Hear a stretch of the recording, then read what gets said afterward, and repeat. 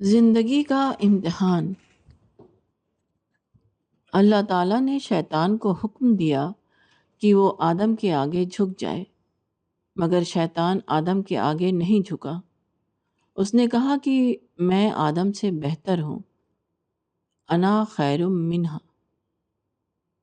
پھر میں کمتر کے آگے کیوں جھکوں؟ اس کے مقابلے میں دوسرا کردار فرشتوں کا تھا، جو حکم ہوتے ہی فوراً آدم کے سامنے جھک گئے۔ آدم کی پیدائش کے وقت مذکورہ واقعہ کا پیش آنا گویا اس بات کا اعلان تھا کہ یہی معرکہ تمام انسانوں کے ساتھ پیش آئے گا۔ اس طرح تخلیق انسانی کے آغاز ہی میں یہ بتا دیا گیا کہ تمہارا اصل امتحان کہاں ہونے والا ہے۔ انسان کو موجودہ دنیا میں یہ ثبوت دینا ہے کہ اس کی بڑائی کا بت ٹوٹے، پھر بھی وہ اس کو گوارا کرے، دوسرے کے مقابلے میں اس کو چھوٹا مقام ملے، پھر بھی وہ اس پر راضی ہو جائے، اس کے احساس برتری کو کچلا جائے، پھر بھی وہ حق و انصاف کے راستے سے نہ ہٹے، اس کی عظمت کا قلعہ اس کی آنکھوں کے سامنے ڈھایا جائے، پھر بھی وہ اس کا استقبال کرے۔ زندگی ایک ایسا امتحان ہے جس میں بار بار آدم کی مذکورہ کہانی دہرائی جاتی ہے۔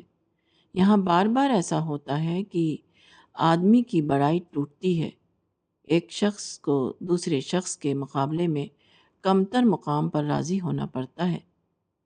اب جو لوگ ایسے مواقع پر اپنے کو چھوٹا بنانے پر راضی ہو جائیں، وہ فرشتوں کے ہم نشیں قرار پاتے ہیں۔ اس کے برعکس جو لوگ اپنی بڑائی کا بت ٹوٹنا برداشت نہ کریں اور اس آدم کے آگے جھکنے پر راضی نہ ہوں جس کو اللہ نے ان کے مقابلے میں بڑائی دی تھی، وہ شیطان کے بھائی ہیں۔ ان کے لیے آخرت میں وہی انجام مقدر ہے جو ان کے پیش رو ابلیس کا ہونے والا ہے۔